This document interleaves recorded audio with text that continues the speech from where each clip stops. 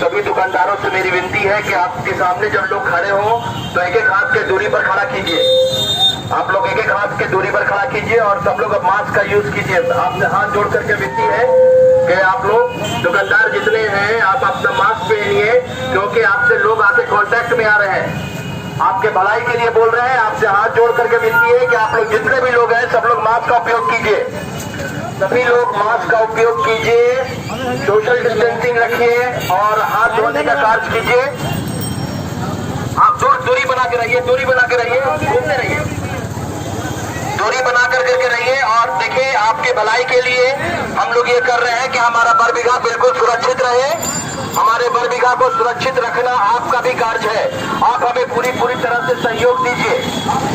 आपसे हाथ जोड़ करके विनती है कि हमें पूरी तरह से सहयोग दें।